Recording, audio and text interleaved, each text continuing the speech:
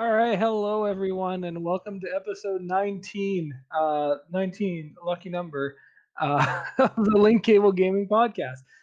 So I'm your host Alex, and I'm joined today by Kevin and Mike. So it's three of us running the show today. So hey everyone,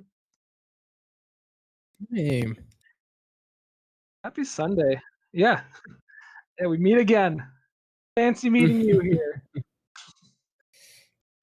Whoa, I didn't expect uh, this. it's been a couple weeks for you, Alex, with the Rona. Yeah, yeah. So, So last week I had to miss. I took a sick day last week.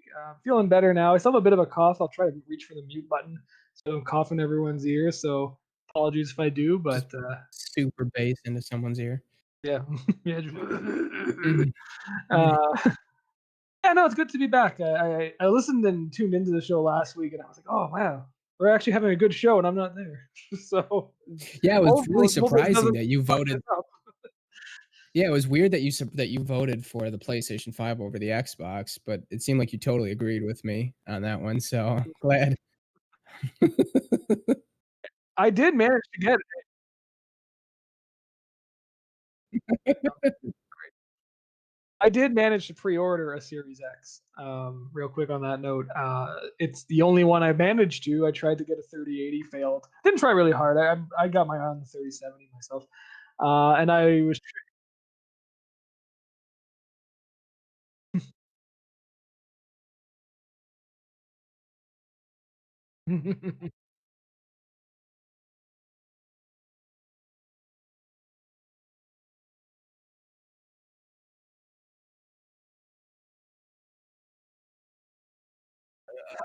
Yeah, I'd have flown back to Michigan and kicked your ass, so I've been running bots. I've been all sorts of stuff. It's been crazy. Honestly, I'm at the point right now where I'm gonna wait. I'm gonna wait to the beginning of the year. I'm gonna do it right. I'm gonna get a new monitor with it. Like I'm gonna probably get like a 2K monitor, 144 refresh Very nice. rate. Just do it right.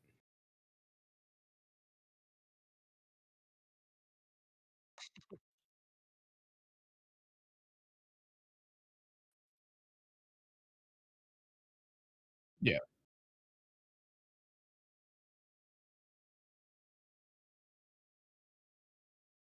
Sure.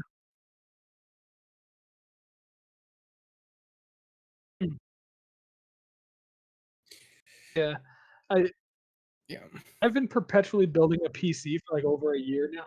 Yeah, shut up. No, I've been Doesn't mean perpetually anything to me building a yet. PC for over a year. Yeah. So like I'll get when I get my 3070, I'm probably gonna be like, all right, my old 1080p monitor is we're really gonna push this card to its limits.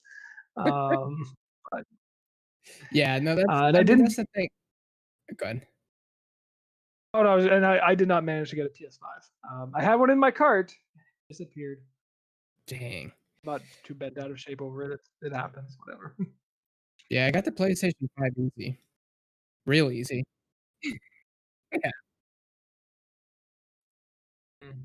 Yeah, I just strolled in leisurely to the, GameStop before it got popular that they were letting them out. Walked in, they had, like, 10 available. I'm like, and I just kinda sat around, asked the guy some questions, and I was like, yeah, I'll get that one." It's like, "Oh, okay." I lit Yeah, the PlayStation yeah. I walked It's in, better than the no one in four, the right? store. Like it's better.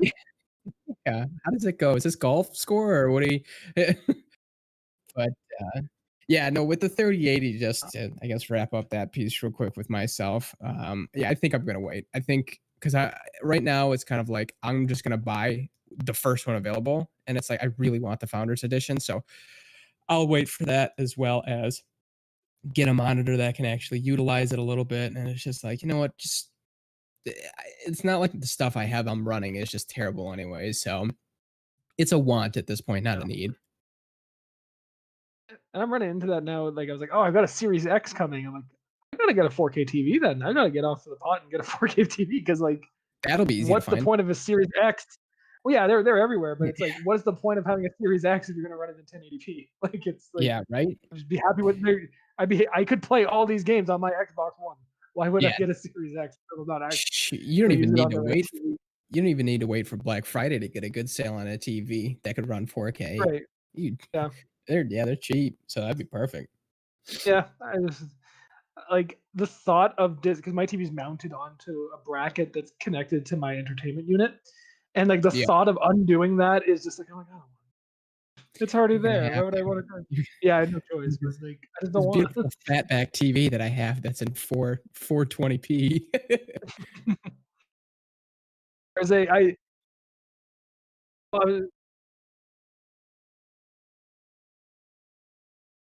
I'll take a peek.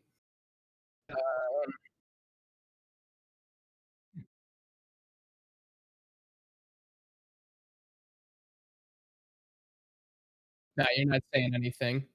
I can hear myself, I but can't hear not you, you. man. Well, I'm cursed. That's what it is, right? Like every time I'm here, Something goes wrong. when you got rid of the fourth box, was that the one holding the audio?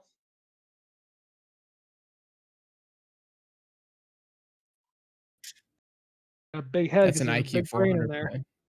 Yeah, big head because there's a big brain in there.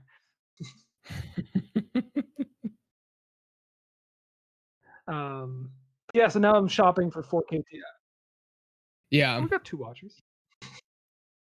Yeah, Well, I'm one of so the what's watchers, so and so am I. that's So alright.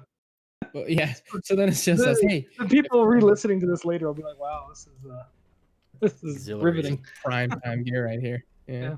Okay, let's What are you try doing? this. What are you doing watching the football game? Like fucking tune into this instead.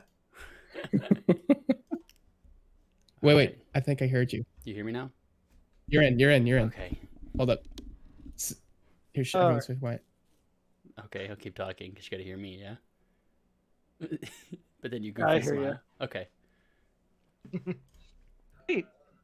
Okay, well, let's Yeah, get alright, into you're our good. let's get into our agenda then. So this week we got a lot to go over because Microsoft done went and just changed the whole gaming landscape in a tweet, basically. Like, Uh, well, this not only did it change the landscape, it's like perfect timing is right before all their new consoles and stuff are coming out. It's yeah. you guys didn't want an Xbox Series One, X, whatever the hell it's called. Now you do. Take it away, Alex. Yeah. Sorry. Maybe this was So we're their gonna mic drop moment. So we'll talk about that. We'll talk about Microsoft buying Bethesda.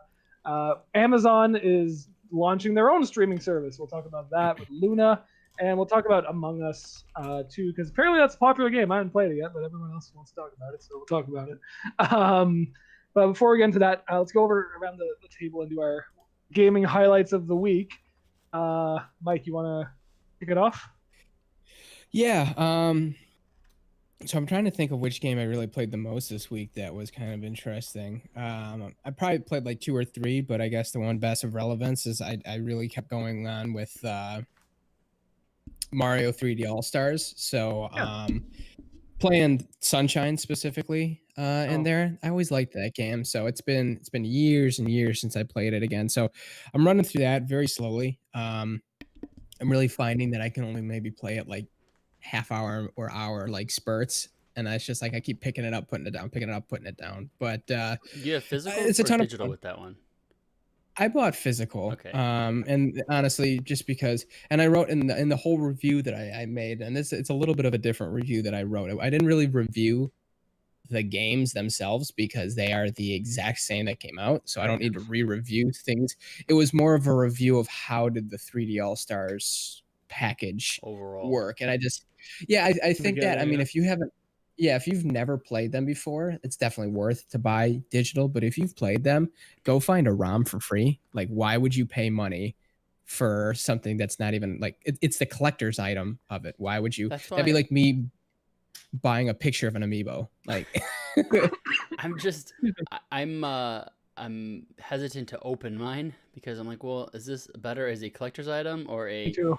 our nostalgic trip for me? Like, I don't know. And I think know mine Alex, is on. yeah, you said you had it and It's you were gonna buy right it there. digitally too. Did you end up doing both? No, I haven't. I have it physically. Okay. It's not open yet. I opened mine. Rebel. I've got. I mean, I have 64. I have Super Mario 64, Sunshine and Galaxy like on original format. So I'm kind of like really need to play these on Switch. I do have a question for you about Sunshine because you started with that one. Sure. So my Twitter feed right now is loaded with people who are replaying Sunshine and being like, "This game sucks. Like, what was wrong with us as kids thinking this was a good game? Like, this game sucks." I like it a ton. It's tough. I had a good swearing at my pillow that was right next to me on the couch today. More than I was calling it every word. I was punching the hell out of it because it's there's certain levels that are just very, very, very tough. But at the same time, after you're done and you complete it, like it's like I do like the challenge because that was my problem with Odyssey. I felt like it was super easy, honestly. Like this, you lose. I feel like it's gonna be more that way with Galaxy, where it's just kind of like this game's kind of stupid. Like I've never played it. I watched someone run a playthrough, and I'm kind of like, I don't know if I really even want to.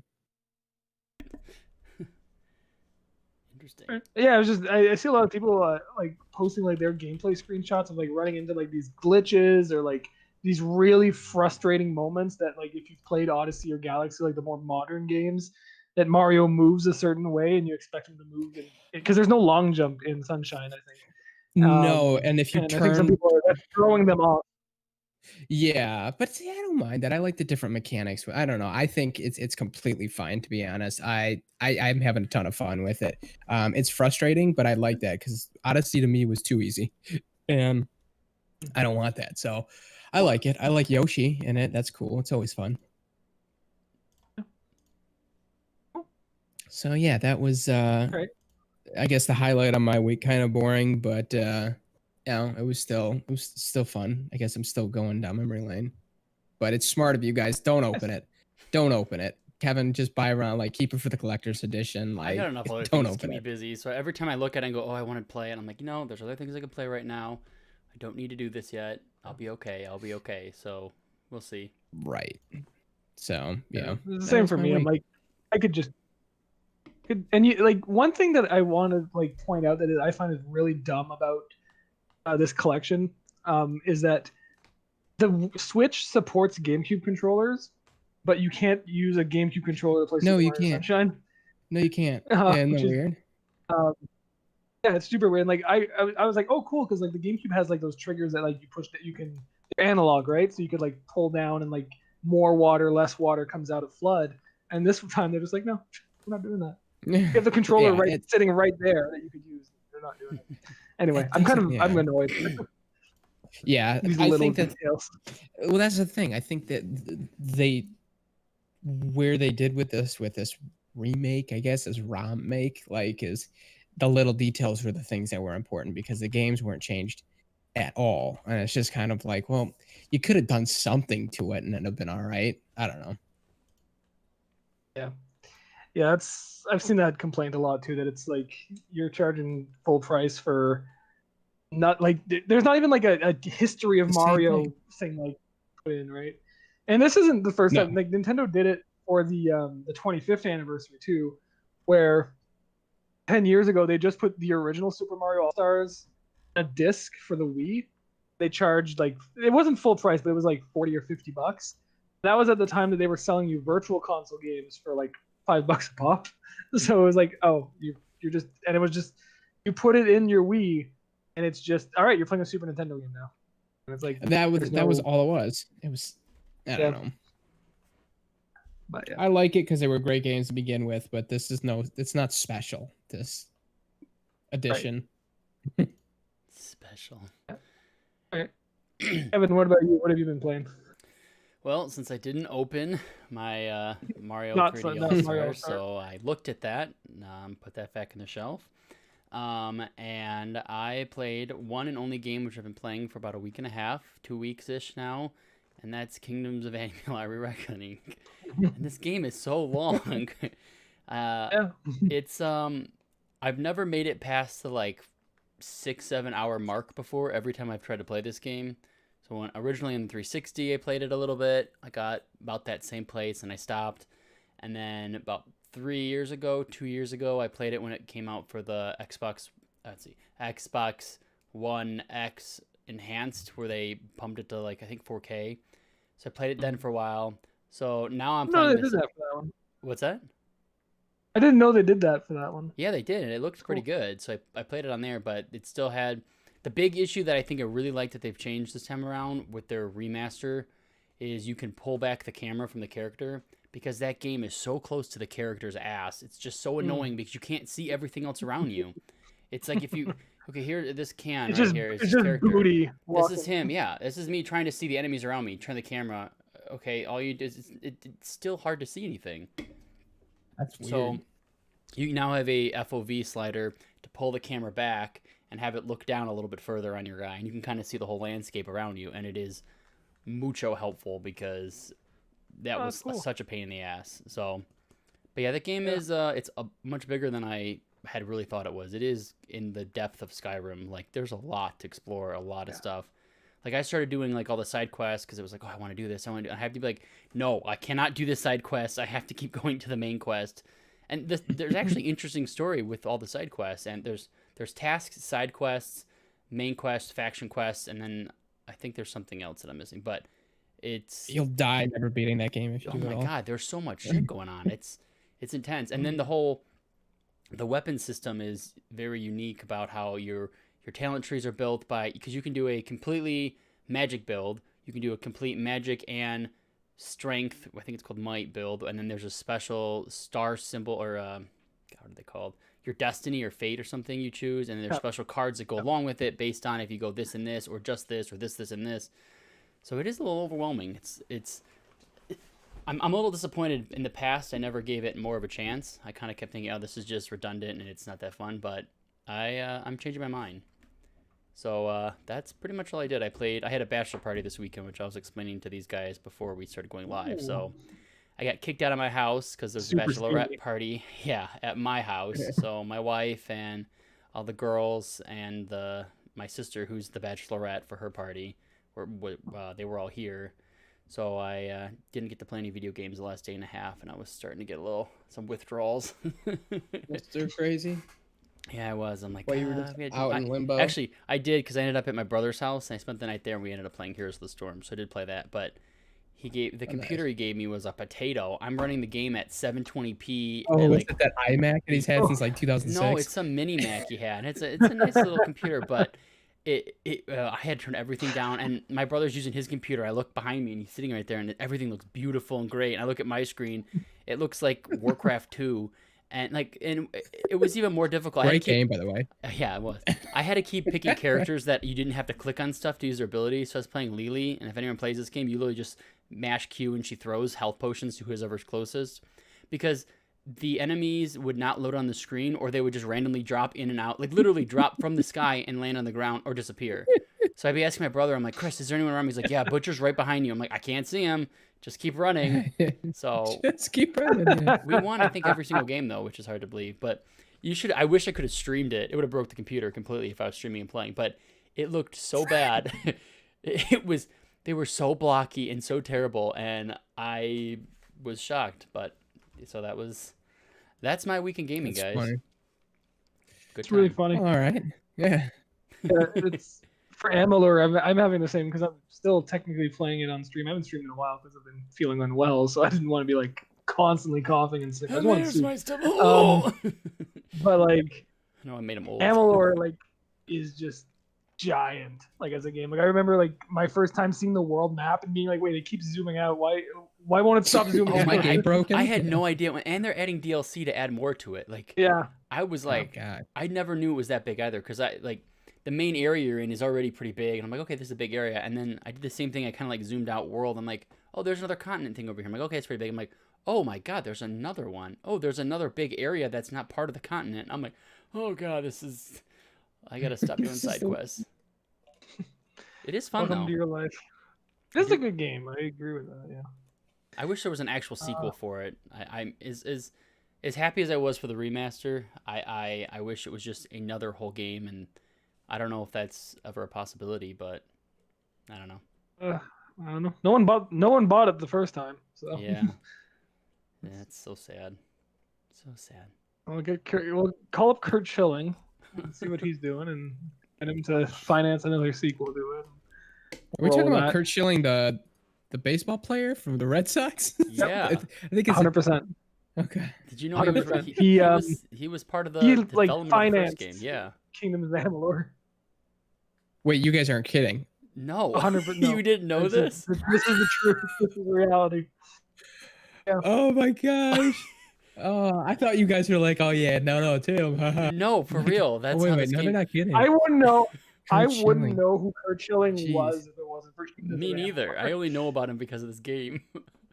He was the one that in, what was it, 2004 or 5 when the Red Sox won and broke the curse. He was the one that went out there and pitched with the bloody sock, and because he was hurt and he pitched through it, and then like 10 years later they came out and found out that like he wasn't actually bleeding. He was like faking it to like bump his team up to like rile him up. Wow. I don't know. And then he made a video game, even crazier. Schilling, Kingdom of Amalur. I would have never put the two. That'd be like, look yeah, this dude. up. Look it up while we're talking. You gotta. I want you to see this. This is real. It's a wild story. Yeah. It was in Rhode Island or something. Oh, you're looking that up. Financed or something like that. Curt Schilling. Yeah. Kingdom. Yep. Oh my gosh. Kingdoms of Amalur company cleared. Cleared of criminal charges. Oh, that's weird. I don't think that's one I meant to look at. There's a whole story behind this. It's fun. Yeah, remember when Curt Schilling ran a game company into the ground? Yesterday, ESPN fired former Red Sox pitcher Curt Schilling for posting anti-trans memes on Facebook. Oh, perfect. They're talking about it. Oh yeah, dude, Curt Schilling, he's kind of a scumbag, especially because he played for the Red Sox, and I don't like any of them. But anyways, all right, good for him. Okay, now I'm back now. All right. Anything else, Alex? Did you play It's this a week? wild. It's one. Yeah, What's that? my game of the week. I finally got around. I picked up Iron Harvest. Ooh. And I've been playing that. I've been so curious to see if this is actually good or not, because I have a certificate. It's amazing. Okay, because I wanted to get this on the Epic Game Store. I have a $10 coupon. It is. Ooh, I want to play this. It's really good. Okay. It's really, really good. It looks good. I remember you liked the preview a lot. Yeah, I did the demo. But actually, in the demo, the one thing I said I didn't really like was there was no tutorial, because it's an RTS. So like if you've played Command & Conquer, you played StarCraft, you kind of have an idea what you're doing here. But it's really tactical. So it's like you have let's say you have a squad of infantry. Mm-hmm. You don't want to just run in and you want to find cover for them so they can shoot from behind cover, and you pick up weapons along. So if you kill another squad that had grenades, you can loot their bodies to have grenades, and you really want to throw those from behind cover. And the whole thing, it's set in the Scythe universe, the 1920 plus universe, where it's kind of like this alternate take on around the time of World War I, where it's based in the actual the board game. Yeah. Is it actually related to that board game, or is it just it's similar? Pretty sure it's in the 1920 plus universe. I think that's one grand universe. Huh. I didn't know that. Pretty sure that's what it is. If I'm wrong, I'm a dirty rotten liar. I mean, it sounds really believable. Yeah, whatever. It's the truth. But you got these giant mechs walking around, and if you attack them head on with some grenades or whatever, you're going to do less damage. You want to get in a good tactical position. So, I remember playing StarCraft and Command & Conquer back in the day, and the first missions of the campaign, the single player, you could get through those in 5-10 minutes. You just kind of build up a big army and just kind of walk over. In this one, the first level took me 3 hours to do, and I didn't really mess around. I was just kind of going from point to point as it was walking me through it, and it's that tactical about things. And I really was I am into this game. I am really every unit counts. Even though you've got these giant war mechs that shoot fire and have blades for arms, I still need my infantry because I need them to capture resource points. And so you're always you're taking the whole battlefield in at once. So yeah, I'm gushing about it. I absolutely Iron Harvest is amazing. It is a very, very good game. Where did you pick this up at? Steam. Okay. Yeah, because I think it was on Epic Game Store where I saw, because I have a coupon that it expires in a month. I think you get $10 off or something like that. So maybe I'll jump on. It is a full price game, so it's $10 off would be good. The one thing I find really funny is, have you guys seen The Room? The movie The What? Room? Yeah, the movie The Room. The It's famously a bad scary movie, right? No. It's the one It's that's real- like. Wait, is this the one they made very a movie bad, but- about it again with Yeah, Kate or something? or- Disaster Artist is the movie about making The Room. Yeah, that's all I know about the movie. Oh, okay. Everyone, well, okay, fine. This, for our listeners who know what The Room is, every character sounds like Tommy Wiseau. So in like this like hard to place Eastern European accent, they're speaking. You can change it to their native language, but it's if you're playing in English, everyone sounds like Tommy Wiseau, and I keep thinking they're just putting on voices because it's like it's really thick. Can't place it. It's like it's supposed to be Polish, but not really European accent. So it's funny if you've seen The Room, and I love The Room. I love The Disaster Artist. Like those are really like fun movies for me. So yeah, it's fun. No, get Iron Harvest, everyone. It's really really good. If you like RTS, you will love this game. Yeah. No, finish listening to this podcast and go get it. But it reminds me a lot of Company of Heroes. I don't know if you guys played that one. Yeah, I did. I played a decent amount. The first one. I heard of it, but I never played it. It's another RTS. It reminds me a lot of that. Yeah, it's like every unit matters. Like you can't just build just a bunch of giant war mechs and just decide to trample. Like you have to build everything, and I don't know. I grew up playing these types of games. Like I'm gonna build a base, and I'm gonna build some sandbags right here, and I'm gonna make sure like I've got a nice defensive perimeter, and it's fun. It's yeah, that's what I've been playing this week. I love it. Get this game. Cool. That's it. That's what we played this week.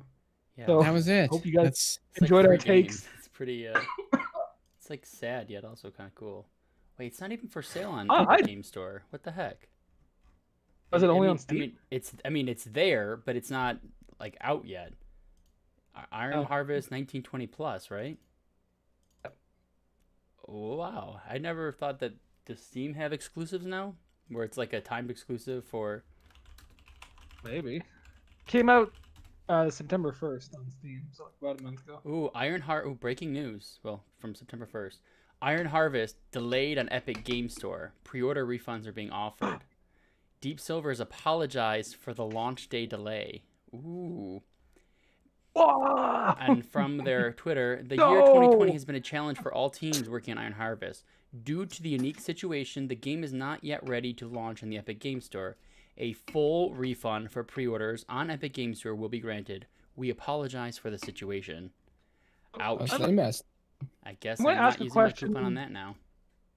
I have a question then for the air, like just for like, what's the difference between putting a game on Steam and like, what development difference is different between putting a game on Steam and Epic Game Store? Maybe it has to do with like the cloud service with Iron Harvest or Epic Game Store, because I know their cloud service is really not great as of right now. Only a few games offer it, which sucks. It's really strange. Like it's like I don't know. I just find that weird. Now I find that really weird too. They got a lot of money now too I'm with Fortnite. surprised by All those that. people buying those V-Bucks. Well, it's only $50 though for us. It was a full price. I don't know whatever games cost in Canada. It was full price for you. Oh, it was $69.99. And that's what games usually cost. 69. Yeah, It was just bizarre because nice. Not nice. It's $49.99 here, and games usually cost $59.99. So it's actually $10 cheaper. Yeah. You Well, should next have gen got they're the all US going up made one. anyway. So. Jeez. Yeah, So I for should have Spider-Man- used my US Steam account. Except for Spider-Man. Spider-Man's only $50 on the new console, which is super weird to me. Right. Spider-Man? Unless you get the deluxe edition, which is the only version that has the original Spider-Man on it. Right, Which is yeah. full price. I wasn't going to spend more because I'm like, listen, I'm going to be honest. I'm not going to play the new the old Spider-Man again. I'll just play it on my PS4 if I really want to. So I'm paying $50. This is the last time I'll pay $50 for a game probably ever. So I'm going for it. All right. Well, moving on from that, let's talk about our news of the day. And there's a really big one. Let's save that one for last because I feel like we're going to talk a lot about it. So let's go in reverse order from what I said earlier here. and talk about Among Us. So Good game. you guys have played Among Us. Yeah. The reason I wanted to bring it up is it's blowing up. Like everyone is talking about this game, and me being an idiot, I was like, why are people suddenly talking about The Wolf Among Us? That game came out like years ago, and it's an adventure game. Like no one cares. So I thought that it was the Telltale game that's blowing up. But yeah, so Mike and Kevin, you guys actually know what the hell you guys are talking about. So Among Us, is it worth the hype? I played it a bunch of times. Well, first off, I mean it's $5. It's free on mobile. So do you wanna give like a background to what this game is and explain it a little bit, Mike? Yeah. Okay. So essentially, what it is it's like a cartoon. It almost looks like a cartoon version of that old Claymation series like years ago. But like they're little like just cartoon guys, and you're on a spaceship, and I think it looks like a Flash game. I think that's the right way. That's yes. It looks like a E-Bombs World type game or like Stick RPG. Exactly. It's like a hand drawn oldie. It's like poor animation. Blast from the past. Yeah. Yeah, and it's I think it's players 6 to 10, and you can set different settings like if you want multiple imposters or not, and what imposters are and everything is essentially. There's a certain amount of people. Let's say there's you're in a game with 10 people. So 8 of them are just normal crewmates. They're just on the spaceship or whatever the map is, trying to finish tasks. They all want to finish their tasks. And then there's people that are imposters, which are they look like crewmates, but their goal is to kill everybody before they get caught. So it's kind of like a murder mystery game. So essentially what it is the imposters, your goal is to kill everyone without getting caught. And the crewmate's job is to either finish their tasks before everyone dies or catch all the imposters. It's kind of like that the what is that, like board game or the Betrayal on House of the Hill? Nope, it's that is a good game though. The Night of the Werewolf or something, or I don't know the right order of it. Everyone just calls it Werewolf, where it's one person. There's like you get in a group, you sit there, and everyone gets a card, and everyone's a villager or another type of person in the town, and then a couple people or one person is the werewolf, and you have to try to figure out who the werewolf is without anyone really opening their eyes. So it's like that game, but in a digital game. Yeah, and it's a ton of fun. So like you're going around, and basically how you find people is everyone you're allowed to get one emergency meeting. So like you can call it like if you just have a hunch someone's the killer, because there's certain things that the imposters can do that crewmates can't. Like for one, imposters can fast travel, so they can like hop into a vent and move around. But so if you see someone hop into a vent, you obviously know that they're an imposter. There's like a fog of war almost essentially on you. So it's not like you just see the open map at all times. You only get that little bubble where you are. So, or let's say you come up to one of the killers, killed someone, and you find the body. You click on the body and vote, so it's really about that. It's a lot more fun when you play and everyone that you're playing with is like in Discord too. It ends friendships, it ends relationships. You'll never talk to people after it, but in the meantime, it's a lot of fun because it's just all deception. So it's everyone lying to each other. Exactly. You're just trying to lie. And half the time you're wrong about what you thought you saw. So you'll be sitting, no, I'm telling you, it was him. He did this. I'm telling you. And you're wrong. And they're sitting there going, no, and then all of a sudden now they think you're fighting them so hard. They're like, oh, it must be you. So now they're fighting you. And no, it's him. Meanwhile, it's neither of you got, you know what I mean? Yeah, it's a lot of fun. It's very quick, probably like 10 minutes a game. The old cat of the game. Today's official mask. Where's Maverick? We'll do our show and tell with our pets. I'll bring in Moose later. No, but usually, but it's they're pretty quick paced games, but it's a lot of fun. And like I said, for $5, man, it was kind of like, all right, I'll give it a shot, and I ended up having a ton of fun. Is it still in early access, or did they just came out of nowhere? It came out of nowhere for me. This is brand new. Came out of absolute nowhere for me. I think it's a full release. I don't remember seeing it say early access. It's a full release. I saw that they put that so this came out. It blew up way beyond their expectations because it started becoming memes. Yeah, the servers couldn't handle it. And then they apparently, this is recent, where they were planning a second one if this was at least decently good. And they ended up scrapping the plans for the second one, and they're just going to keep adding on to the first one because it's so popular. Smart. Yeah, the servers at first it was like Fall Guys where it just couldn't handle it at all. Right. So it's only a couple dollars to buy it on Steam, and then I believe it's free on phone. Is that right, Mike? Yeah, it was at least. Okay, yeah. Yeah, it was at one point. I think it still is. I've not actually played it on phone. I only played it on Steam. Speaking of mobile, Fall Guys did just come out for mobile. I saw. It did. So if you, I just saw an ad for it. Gonna download See, that. now That sounds fun. That sounds, for some reason, all of a sudden I'm like, oh, that sounds like a fun game to play mobile. I don't know why. It's a great game. Yeah, even on the PC or whatever you play. How long do matches typically last? Yeah, like I was saying, it was like 10 minutes. They're quick. I mean, it's a fast game. Okay.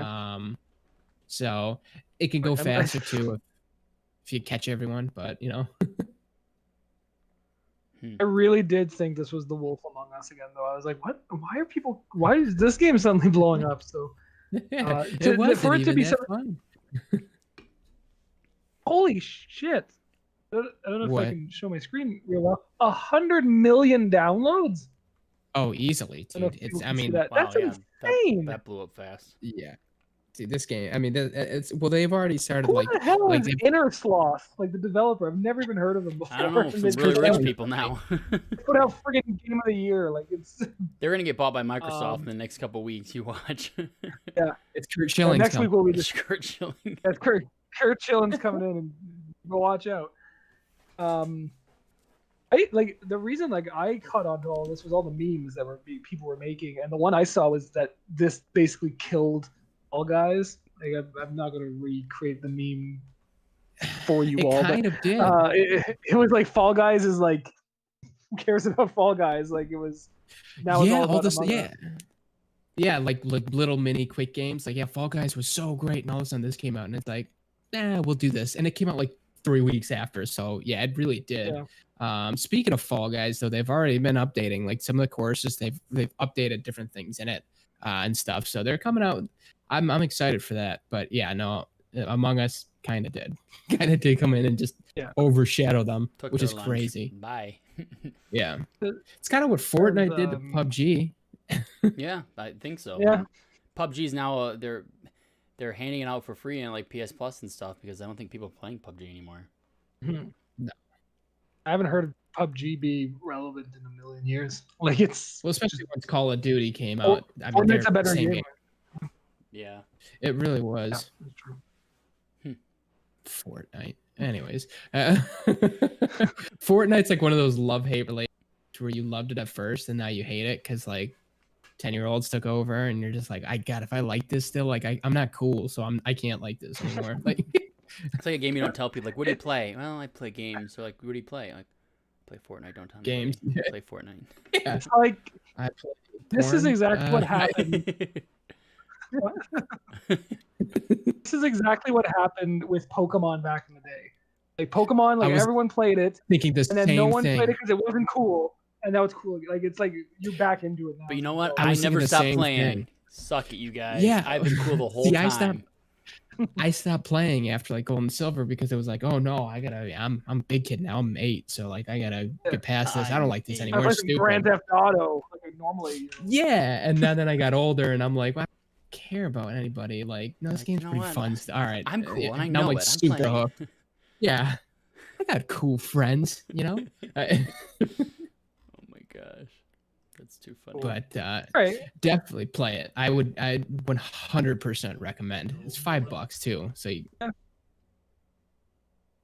I got a few people like DMing me being like, oh hey, like what are you doing this weekend? Like we should play. I'm like, well, I got a podcast. I'm a busy person. I've got a podcast. Yeah. And they're like, oh, we're playing Among Us, and like I was like, so important. Like I only found out what this was like 3 days ago because I was like ignoring the world basically. I was like, I don't know. Another game came out. Yeah. Is Fall Guys not big anymore? No one plays Fall Guys. But isn't that weird? Yeah, no one. People moved on. And we're going to move on to our next topic, which is Amazon suddenly out of the blue pretty much announcing that they're doing game streaming now, and they have a new platform. It's coming out. They have 100 games, which I think is more than Stadia already. It's called Amazon Luna. So yeah, they announced this a couple days ago. It's a streaming service powered by the Amazon servers. I got like the info up here, and it's just a bunch of numbers. I'm like, okay, so it's really powerful servers.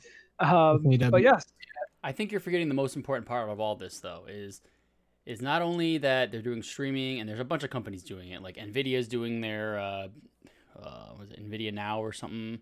Yeah, there's whatever. So they're doing streaming. Xbox has got the xCloud streaming. You've got PlayStation Now that does streaming and downloading, and Google Stadia, obviously the big crazy one. Yep. But none of them have Twitch. Amazon owns Twitch, and if you talk to these people that are big Twitch streamers, it's a kind of a weird world where streaming is like a very technical type of thing to do, and not every gamer knows how to stream. But all the streamers that are playing games I feel like they would be okay to have technology that's not super up. Let me try to reword what I'm saying, because that made no sense. There's a lot of people that are streaming that are just streaming as like that's all they know how to do, and they only play maybe one game or something, right? So I feel like if you give them the option to stream, they may not have a lot of hardware, they may not have a lot of different stuff for gaming. Like this might be big for them, because you're like, okay, now you have a bunch of games, you can stream it, you got good internet because you're streaming anyways outwards. Now you can stream to you. I don't know. That was my first initial thought, which is kind of weird, but I just feel like them having Twitch is important. I don't know why. I just feel like that's important. But Steve, my thought with that is... It's a good point.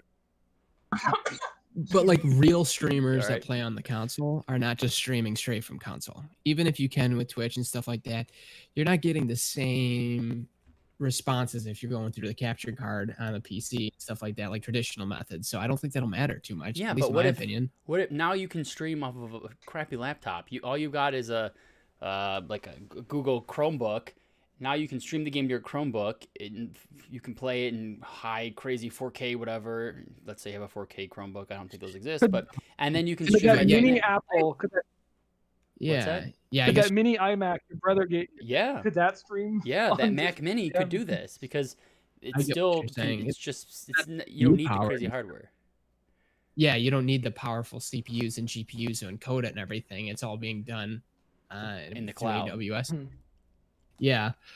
You know what? Now that I am thinking about it, you're right, because console people, but this isn't technically, this is like a hybrid. It would be console on the TV, but you could also do it on your PC and stuff like that. You can do it anywhere. Right. You can get it. You can do this anywhere. xCloud, you can play your game on your phone. So this opens the opportunity. And they even... Go on, sorry. Oh, just to that point of doing this everywhere, it opens up in a browser window, which was a big thing because it lets them use, you can use this on your iPhone. It doesn't. Okay. It circumvents the Google Play or the Apple Play Store. It just opens up in a browser, and so they're not even going anywhere near the Play Store. So this works on iPhones. Yeah. Did we? I don't know if we've talked about how the Apple stuff with the streaming and all that's been going with xCloud and any of the other streaming services. And I saw that Apple had released a statement saying, if you want to do streaming on our stuff, you have to submit every game as a separate app to us. So on xCloud, there's over 100 games right now available. Every game needs its own app itself for them to allow it, which is ridiculous. So I can see them all going browser-based after this. Yeah, and if that's the case, you can go browser-based. That's not a bad idea. Like, it's a little annoying, but you could still make an app that literally just you click on it, takes you to a link. Like, you can't stop them from doing that. That's not breaking the rules. So, and I wonder if you do that enough times, if they end up changing their terms of service with them and saying, you know what, if there's going to be enough ways around it, maybe we'll just allow it. I don't know.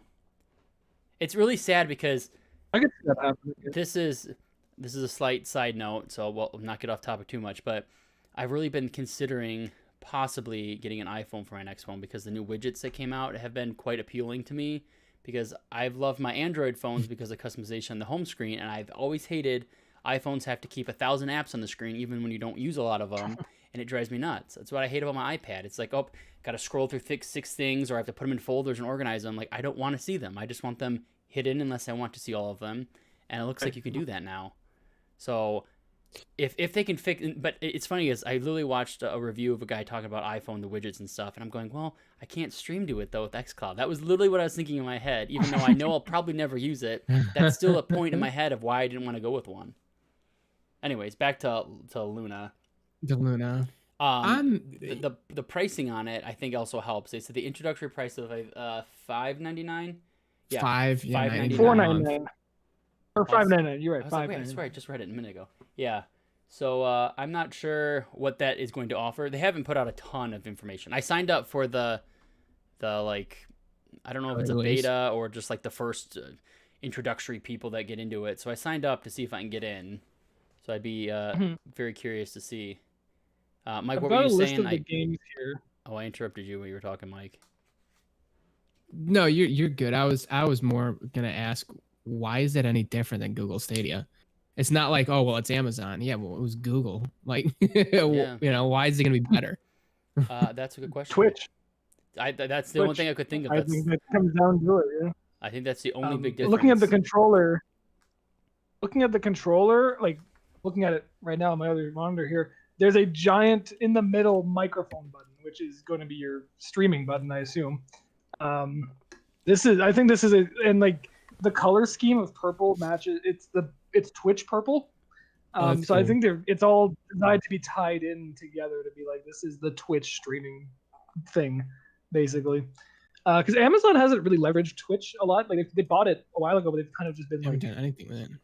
Yeah, and I think this is kind of them being like, hey, this is our big play. Mixer's gone. What else do people really use to stream? YouTube gaming, Facebook Live. Like, yeah, I mean, Twitch that's it. Ninja's back. It's Twitch. Right. Yeah. Yeah, it's. I'm looking at they showed us one screenshot, and it just shows. Maybe two screenshots. Above the controller, they're showing like the different screens with it, and it shows streams of this game on Twitch. So you can choose a game. Then inside of that game, there's like another. So if the example they show is Control, then it shows you click on that game, you go into another window with a bunch of windows that says trailer and screenshots you can look at, and then it shows you all the streams of the game, which I think is cool because I do like going to Twitch sometimes and picking random games I never thought I even would want to play or have never heard of, and sometimes watching another person play it, talk about it, build a little bit of hype, and it get me excited, does make me want to play it. So, I mean, if they can, I don't think anybody has a problem with the actual streaming 1,000%. I think the streaming is good enough for anybody. I think it's the implementation of price and how you can access it and where you can access it is the problem. Whereas every one of these little streaming things that are out right now has a little bit of a, oh, well, there's just like one little bullet point at the bottom. It's like, nope, that's keeping me away. Where Stadia it's the pricing. I don't want to pay a full price for a game on streaming. Right. To me, that doesn't make sense yet. And to most people, it sounds like it doesn't. xCloud is pretty good, but Stadia has this... Go on, sorry. Go ahead. No, I was just saying Microsoft's thing is it is part of their world, so it's still limited to the Microsoft games that they offer through Game Pass and stuff through them, and you can't do it on Apple right now, which is a lot of people want that. And even right now, you can't do it on anything but your phone. So I mean, if they open that up, that might be one of the better opportunities still, because if you can do it in a browser on your computer, or if I can do it on my phone and throw it to my screen through Chromecast, now we're talking. But yeah, I'm still waiting for all that Stadia integration that they promised us, like browser integration and being able to jump. Like you're watching a streamer play on YouTube, and you're like, oh, they're at a really cool place. I'm not there yet, but you can jump into their screen, and that becomes your play environment. Like that's where you're picking it up from. That almost sold me on Stadia. It's not there yet, so I'm like, well, I'm not interested. It's like this is coming. Stadia. Stadia is just. You're right. The idea of like, oh, you're paying for a subscription service you can stream, but you also have to buy your games makes no sense. Like that's not how. All these companies say they're trying to build a Netflix of games, basically, and that's not how Netflix works. At all. I don't rent Schitt's Creek on Netflix. Right. Y'all need to watch Schitt's Creek. Oh, I've never seen it. I need to. I hear it's I want to be like, I liked that show before it was popular, so I'm giving myself a gold star because I always told people, I'm like, you guys, this show is really good. It's so funny, and I got a lot of friends into it, and all of a sudden it blew up. I'm like, everyone knows it. I was right. It's funny. Makes me feel good. You remember me? You knew it. I was the guy that played Pokemon when it wasn't cool. It was him. It was me. But yeah, like you don't buy things from Netflix. Like that's not how. If you're trying to build a Netflix of gaming, you should just pay a subscription service, and you have access to this. And Stadia seems to be trying to like my thought on Stadia, it's always trying to have its cake and eat it too. It's like, oh, we're subscription service, but if you want the game, you have to buy it. So I think I got something to. That's not how this works. Was this our last big news story before the big story? Because I have a good tie-in here. Yes, it is. Okay, so I think what's really important with all this is and it kind of goes back to me saying how Microsoft's in a good spot as long as they can get stuff worked out with Apple, which I think is a big deal because everyone's got iPhones, a lot of people at least. Yeah. And if what they said is you can stream, and eventually you'll be able to stream it to your PC, to your Xbox console, and all these other things. If they can figure all that out, I think they'll be the winner because not only, and I did just complain that they have a smaller amount of games because it's just Microsoft stuff, but something just happened this past week. Right. What was that, Alex? Not much. What's going to really increase Game Pass's value even more than how much I already love it? What happened? So what happened was that Phil Spencer went to the video game publisher warehouse clearance sale, and he brought his credit card and his leather jacket. He walked up to the counter and he said, his leather jacket, yeah, all buttoned and zipped up. No box of condoms too. No, none. He was going in wrong. Yeah, and he walked up to the counter. I don't know what to say to that. But he walked up to the counter and he said, "I want the combo. I want the extra large combo. I don't want, I don't want just the chicken sandwich. I don't want just a Coke or a fry. I want the combo, and I want it extra large." And he walked out of there with all of Bethesda now being owned by Microsoft. He walked in, he goes, "I want everything," and he's like, "Is that everything?" They're like, "Well, we'll give you Fallout 76 for free." He's like, "Okay, take it. We'll bury it the next day." So Microsoft, Xbox Game Studios, however you want to break it down, technically bought what's their name? ZeniMax. ZeniMax. Which ZeniMax is the parent company of Bethesda, but every studio that's under that, Bethesda is a major player in the video game industry. Like they have multiple studios, and I have the list here. They have Arcane, Bethesda themselves, id Software, Tango Gameworks, Alpha Dog. I don't know what they think. Sorry, I'm squinting because the logos are very small. But they have a lot of studios. They have a lot. It's probably better to just to give you a sense of scale for this, if you're just kind of wondering why this is a big deal. So Microsoft, Xbox now owns the Dishonored franchise, the Wolfenstein franchise, the Elder Scrolls franchise, the Fallout franchise, Doom. They have Starfield here. It's not even out yet. It's not even a game. I don't know. The Evil Within and Prey, amongst other things. Bethesda does other things, but those are the big ones. Just so Rage, Wolfenstein. You said Quake. They just the list goes. Commander Keen. Holy shit! They own Commander Keen, guys. Elder Scrolls Online. They own too. The MMO for that, which is a big game from ZeniMax themselves in their own name. They own Skyrim. Yeah, this is the game that's been on everything. Yeah. I mean, it's coming out in real. It's so crazy. This is huge. Like this when this broke. This broke, and was it Monday morning? I think. Yeah, it was Monday morning because I was caught very out of guard. Nowhere. Oh man, tomorrow's Monday morning. I wonder who Sony's gonna buy, because these things happen overnight. They don't take years. Disney. Yeah. Okay. Sony's got to buy Microsoft. But yeah, like this broke Monday morning, and like I was just like starting my day. I got my coffee, kind of walking around and grabbed my phone, and like I literally went, "Holy shit!" Like I live with like that cat you saw is my roommate. Like that's who I live with, and I was talking to my cat, being like, "Maverick, holy shit!" Like I was like I hop on the internet and I read all the news, and I was like, "It's insane!" Like that is like you think back of like E3 and like the shows you'd look forward to. It's like, oh man, we got like the Microsoft show, we got the Sony show. You tune in for the Bethesda one, and it was 2 hours of games. Like it's not no one that they just bought, and it's it's a big company. Yeah. It's really big and intense. And there's so many so I've been listening to all my podcasts all week outside of ours where everyone's talking about their I think of this. Other lesser podcasts. Yes, everything lesser than us. But the amount of opportunity that this gives to Microsoft, and the biggest one that everybody keeps talking about is how people loved Fallout New Vegas, and Microsoft owns Obsidian, which made that game, and now they own Bethesda, which takes the franchises they need to have to put all the pieces together to make more of those games with those people. So there's just like, Yep, it does. there's so much crazy like synergy from this company now because everyone's all under the same house. And lessons. Yeah, I forget what games they are, but they've already come out also, and they did, which is funny. They said that because there's a couple PlayStation 5 exclusives that were coming out from Bethesda, and they've already said that they're going to honor that for those ones, that they're going to keep them as exclusives, which is funny.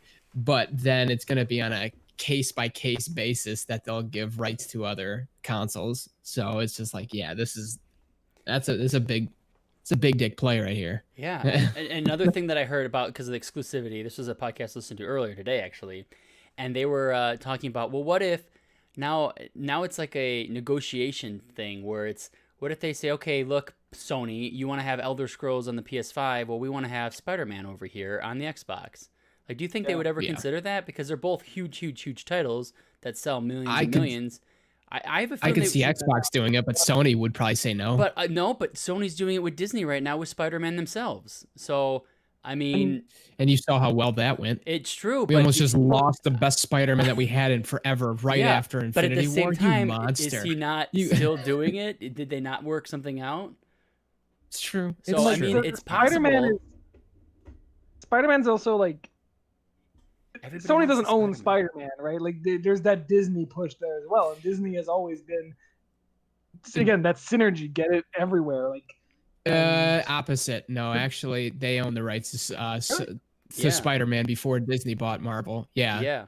So they had purchased it. So when the original Spider-Man movies came out back in like 2001-ish, they had owned the rights to Spider-Man. They bought it from Marvel originally. So that's why. I'll word it this way: they can't do anything with Spider-Man without getting Disney's stamp of approval. No, like there is that whole. Oh yeah, they absolutely can't. Like there is that whole. Because Spider-Man and Marvel are. Let them do it. Hold on. They were going to reboot the whole thing. They were going to reboot the whole thing. Yeah, they don't have to talk to Disney because Marvel and Spider-Man are no longer together. They just belong in the same universe in our heads because of comics and movies and games. Really? Yeah, Spider-Man. Before Marvel, very hard to prove. No, look it up. Before Marvel was bought by Disney, they sold Spider-Man and they sold the Hulk. The Hulk went to Universal, I believe. So that's why Universal made those movies. Spider-Man was made by Sony. Fantastic Four was sold to Fox. They were piecing it out because Marvel wasn't making. Yeah, this is before it was big. Marvel had no money; they were running out, so they were selling things off one by one, and Disney bought them out. I'm googling. You Google and then it. Tony Stark. Yeah, and saved their ass. Tony Stark was the very first one with Iron Man that came out. So Sony can do whatever they want with Spider-Man. That's why Insomniac was working with Sony with Spider-Man because they own the rights to it. They could do whatever they want. They don't have to talk to Disney or Marvel. Yeah, it's Sony first, Disney net, and I know what you're saying. Oh, because the piece together and stuff like that. But they don't care. It doesn't matter. They were about to drop everyone. Yeah, they were going to keep Tom Holland. Yep. As Spider-Man, but make drop him. They wanted to mix him with Venom, which they're still going to do, but now they're doing it with Disney's kind of. We're talking together to make it a contingency type of thing. Oh, it is awesome. I think Tom Hardy as Venom was good. That movie was so much better than I thought it was going to be. Tom Hardy's badass. Okay, yeah. I'm caught up. Yeah. I'm caught up. I understand the situation. Okay.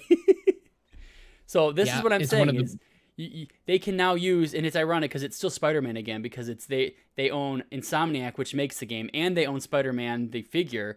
They can barter that for Elder Scrolls or Doom with Microsoft now, and maybe something like that would happen. So who knows? Yeah. There's a lot with this. This is blowing my mind all week because there's so many things that come up to this because it's not like they bought some little every time Microsoft Phil Spencer comes out, oh, we bought this company, they made this game, and you're like, oh yeah, I've heard of that.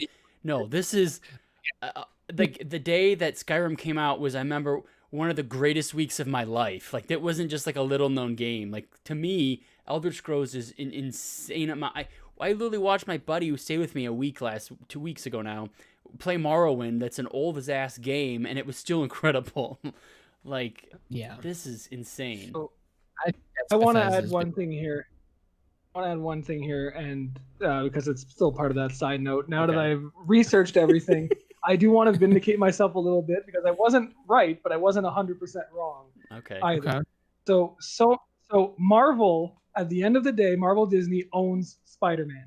license the movie rights to Spider-Man to Sony. Sony owns the movie license for they own the Spider-Man.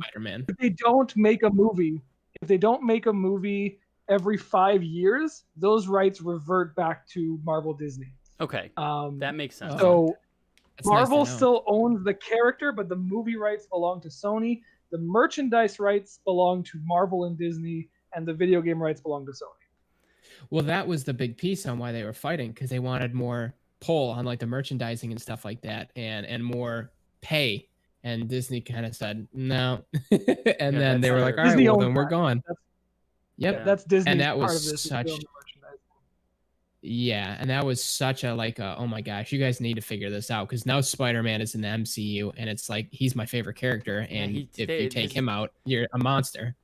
Yeah, that's tough. Anyway, I wanted to clear the air. I'm wrong, but I'm Look not at that big smile on Alex's face. He's like, "I'm kind of right, assholes. I got you a little bit."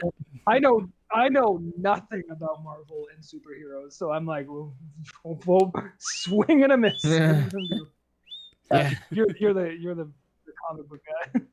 Well, I know a little bit of movies too. I happen to have been around the block with a movie theater or two in my day. Yeah, you've been born and christened in a movie theater. Born, raised, and conceived. Anyway, not in that order. Bethesda stuff. One of the big things that are coming out of it that is like current news is Microsoft tweeted, or I think Xbox Game Pass Twitter, I think it was them, tweeted a like big puzzle tweet thing showing about a game coming to Game Pass, and it turns out it's going to be Doom Eternal coming October 1st is coming to Game Pass now. They did confirm this. So that is pretty cool. They're already starting this quick. They're like, let's do this. And Dishonored 2 was going to be removed, and I was kind of upset because I owned Dishonored 2, but I never opened it, and I was like, oh, I can play it on Games Pass, and I don't have to open the game. And then it was leaving, so I got bummed, and now it's staying because now they own it. So I win again. Yeah, it's a bit. Well, they kind of needed it because they got nothing for day one, big for Xbox. Like, I really don't get people want an Xbox until like now I get it. But it's like, do you think pure console? So this is people who don't play PC at all. They are only console people, and they get to choose one, Xbox or PS5. Do you think this is maybe, if they haven't pre-ordered one yet, or if they have, do you think they're either regretting their PS5 pre-order now, going, oh shit, I may not be able to play Elder Scrolls 6, or I may not be able to play my Starfield when it comes out. I may not be able to play some of these games, because these are not just little games. These are big games that could be console sellers. Like, if you told me that they're going to make the new Elder Scrolls 6 on a system and it's the only game it plays, I'd buy it. 100%. It could. It really, it depends. I don't know. It's interesting. Yeah, I think absolutely it will. People are already thinking Xbox was in the lead anyways, and this is just going to help it more. Absolutely. I'm so happy to have people say that, though, because I don't know why, I'm just like a little biased. I don't agree with it. I don't know why. What's that? Like, when was the last time you could legitimately look and have a convincing argument to say that Microsoft was in the lead compared to Sony? And I was like, yeah, maybe like the early days of the PS3. I just feel like so many people never gave the Xbox a shot because of the games that were on it, and it's like they just did everything else so well. Game Pass is good. They keep redoing the dashboard, and it gets better and better every time. The store is easier to look at. It's so clean and nice. And the PS5 or PS4 dashboard isn't bad, but the store drives me nuts. I can never find what I'm looking for. That's true. There's certain things about it's like I feel like people don't even get to see what the Xbox One has been able to do over the last few years because they never even started to go into that world because it just didn't have anything for them to play. Yeah. So now it's like I agree. It's working. I think it's because everyone I know, I have a PS4. I have a PS4. Even my friends that previously they were all 360 guys. That I play my Madden, I play my NHL, I play my Call of Duty, and all this stuff. They played on 360. Now they switched to PS4 this generation. Everyone I know has a PS4, and I'm hoping that maybe people will switch again. I was Xbox forever, and then I got PlayStation 4, and I'm like, yep, never mind. This is way better. I don't know. But they've done such a good job on so many other things other than the games this generation. Like the controller stuff, they've perfected the controller in my mind. Like not only that, they have the customization with the controller. Like I not only use the controller. They're not even changing it anymore. Well, I know, and you can still use the old controllers on the new system. Yeah, which is exactly. even It's mind done. blowing. That's insane. Because I'm like, I probably have 10 or 12 Xbox One controllers because I have them as art in my room. I have my controllers that are custom made for me hanging on the wall because they're that nice. So it's like I have an Xbox. Oh, did you hear their? Go on. I was just gonna say their Xbox Design Lab is taking pause. And Google it's started talking to me on my phone. What is Google listening? Take shelter now. Hey, I'm listening to you right now. I didn't even know what she was saying. I hear you. That was weird. Oh, she heard me say, "Where's the watershed?" What? I didn't even say that. Oh, I remember when you said that. What the hell is a watershed? I think that's. Oh no, I'm thinking a water table. I don't know what a watershed is. That's where water was back That's in why. the day. That's why we were asking Google. That's why we're asking Google. Thank you. Where is it? Where's the Yeah. watershed? It's weird because I thought it was my Echo because she usually goes off and yells at me in front of me, but instead it was my Google. They're always listening. It's They'll been a hear series you. over my iPad on my right. Just hanging out with all my girls tonight. Bachelorette party. Yeah, that's the real bachelorette party. It's me, Google, Siri, and Alexa. No, Alexa. Down. Down. Ding. Oh, she turned her volume down. So Oh, jeez. Steve in chat has a good question that I wanted to call to attention because he asks, with all these IPs that Microsoft owns, do you think they're going to do any crossovers, and which ones would they be? So he, for example, says having Doom Guy in Gears of War. No, they're going to put Doom Guy in Smash Bros. Now because Microsoft's already okay with giving them properties in Smash Bros. Yeah, To be you see fair, that this wasn't. one I was tweet? not the one that made that up. Someone else said that on a podcast, but I thought that was unique because they're like they let Banjo in, and that's a Microsoft thing. So maybe they'll start letting some more of these things in. You're gonna get one of the dragons There from was a- Skyrim. What? Like, By Mario. Hey, one of the dragons from Skyrim is voiced by Charles Martinet, who is the voice of Mario. So it's all coming way. together. Wow. I'm going to Yeah, I kill forget which you. one. Blah! Hasta Oh my Luigi. Oh yeah, and Um, Zahi's going in the chat now. Apparently he's too good to join us, but he can chat with us. He says, "Wait, Doom Wow. Eternal is coming to The Game one time Pass." we're talking about Fallout New Vegas, and he's not here. Yeah, a game he adores. Yes, talk about Zahi. Doom Eternal is coming to Game Pass. I believe it's only on console though. I don't think it's on PC as of yet. But What are your thoughts about Destiny, guys? let's just all talk about Destiny and how much we love it while he's not here. Wouldn't that be great? All of a sudden Destiny we all 1 get is really better into than it. Destiny 2. Yeah, wow, Destiny 2. You know, what about... Oh, hell yeah, he's all excited now. I will say that I wonder if Microsoft's going to trickle in these Bethesda games into Game Pass one by one to not overdo it. Because some months, as you've seen over the last year and a half, 2 years, 3 years, however I've been doing this, some months are slower than others with new games. So I wonder if they're like, we have a bunch of games in our, in my hands, we can put them in. We don't want to blow it all at once and give it to them. We want to just, here's another game. And then next month, here's another game. Oh, here's another game. So that way it's still going to be exciting. Or do you think they're going to throw it all in at once? Like, what do you guys think of that? I don't know. I bet you they'll I wait think- on it, kind of like what you're saying. I think they're going to do that too, yeah. I think they're gonna do them as the games come out. They'll be like on Game Pass, like at the same time. No, I mean like the as- games oh, that... like, Elder Scrolls 6. with the games that have already been Like- released, like all the... Like, Oh, I like see. Okay. Skyrim and Doom 1 and no. Doom 2 and all these things. Like, what do you think about that? Like, you think they're going to Oh, just they're- start They'll trickle? they'll trickle them out. It'll That's be what like, I think. hey, too. this month there's Doom 1, like Yeah. 1993 Doom. And then next month it'll be like the whatever, like million expansions that game, like all the fan made expansions. I'll start throwing those out there. By the way, guys, I have an ingrown hair on my elbow, so if it looks like I'm doing something weird, it's because I'm trying to tweeze it out. Just Live surgery. We're doing. Wow. keep We're going. recording here. Just Yeah. keep going. I'm listening. I'll add medical to the tags. So do you medical? Do you guys think this is a good move for consumers like us, the gamers? Do you think this is a good move for us? Do you think this benefits us or this hurts us more? I think it benefits. I get what you're saying, but I think it benefits us because Microsoft is pretty consumer friendly. I don't think they care about what we want. So I think they're not gonna hold anything above our heads. I agree with that, only because I remember seeing it. I think it was E3 like a couple years ago, or whenever they acquired. Oh, I see. Good job. When they acquired who's the Psychonauts guy? Tim. Double Fine. Yeah, what's his name? Tim something. Tim Schafer. Tim Schafer, that guy. He came out and said, "Look, I love being with Microsoft because when we got bought and we agreed to let them own us, they told us, you do what you guys want to do. We're just going to be here to give you resources. So if they can do that for these other companies, that's so great, because that it just gives them more opportunity to do the things we love. Whereas on the negative side of things, and I'm on the side of, I think this is a positive thing for gamers and consumers because of Microsoft.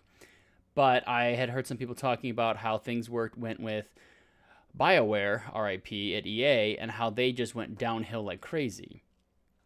And that was just a disaster. And, they released Mass Effect Andromeda, which was not a fan favorite at first, and still isn't the best of the best. And then Anthem, which is a game they're completely redeemed because it's so bad, which I don't even know if that will survive because it was so bad the first time. It's been over a year. Like, what more at this point? It's so funny. I had an ingrown hair at the same spot on my arm the other day, and it like swelled up so bad and it hurt really bad. Yeah, it had like a full like it was pus, everything. Yeah. It's I don't know what happened. Is that on your right arm? Left arm. Oh, mine's my right. Okay. Yeah, I like set it down to like lean on the chair, and I'm like, ow. Yeah, I had the same thing happen. It's so weird. That's a big one. I get them on my elbows all the time. You gotta exfoliate.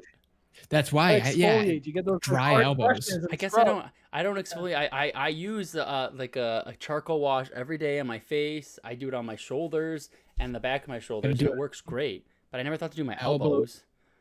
I guess I get older. I just gotta wash my entire body and exfoliation. Like, that's just too much. Get a salt. You get ingrown hair. I don't have ingrown hair. Baby smooth, baby. I get on my elbow is bad. It's weird. I get them really bad in my beard too. So a lot of times it's like my face will break out under my beard. I'm like, I'm not shaving this week because I want people to see me and look like pizza face.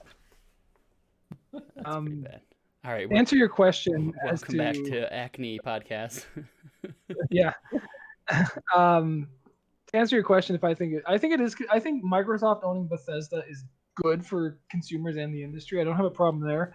Where I'm kind of worried about is like, is this the dam breaking, and then like everyone just starts to try to buy everyone else, and then like who does Sony buy? Who does Microsoft buy? And Microsoft's already said that they're like, hey, we're not like, if a good deal is out there, we're going to pull the trigger. But I always wonder, is because I've heard the same thing, is this going to be the new normal where all the big studios are going to own everything and the little studios go away? And I almost think that it's, in a way, it could be a bad thing like that, where it's like now everything's owned by big corporate worlds. But a lot of times, if things don't work out, the people leave the companies and they might own, like, look at Rare. Microsoft didn't do the best with Rare. The people from Rare left and they just started something new. I mean, the people are not become, Blizzard too. Bungie. CEO just started his own company just recently. But so it's like, I don't think they don't become prisoners to this new company. They're allowed to leave and go start their own company. I mean, as long as there's not some type of a non-compete or something, which I don't know about that. But I mean, every case that I can think of is if developers or the people who founded it did not agree with what ended up happening, they can just go and start over and they end up making better games. I just worry about something like kind of what Disney is doing, where they bought up all these IPs and all these franchises, and they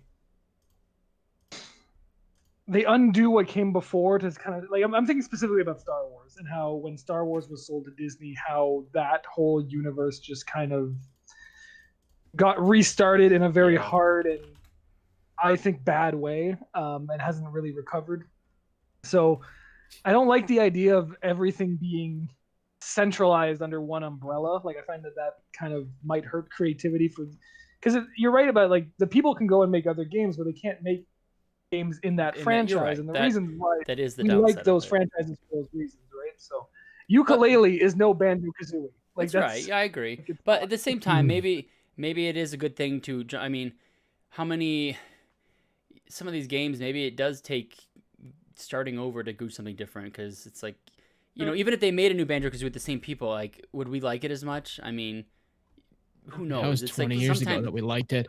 at the same time, like some of these games, they make like 18 games of it, and it's like they did Prince of Persia. They just kept making them and making them, and then it's just like this is the same thing we're doing again, and it's no different, or it is different and we don't like it. Or Assassin's Creed is they took a year and a half off because it was the exact same thing that was coming out every year. So how long does that process something work? That's not even parkour. Yeah, it's not even Assassin's Creed, it's is totally weird. different. Which Like, I mean, how many iterations of a franchise is too many? I guess is what I'm trying to say. Like, is there gonna is there, I don't know, ask Final Fantasy. I was gonna say ask Square. I mean, people hated 15. I mean, is it time to just say we're done and move on and do something different, make something new, and then just wait another 15 years and start remaking the old ones again, like we do with movies and games now?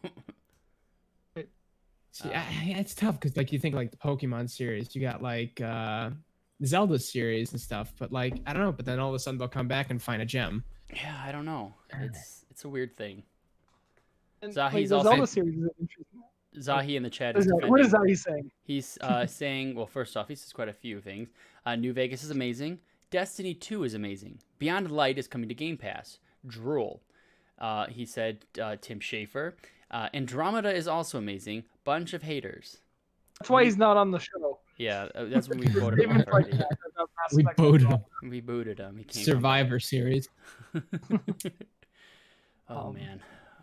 It was funny reading all the tweets right after Microsoft announced the Bethesda thing, and everyone was like, "Oh, Sony needs to like buy someone right now." And it's like, okay, first of all, these types of deals take years to put together. This isn't something right away.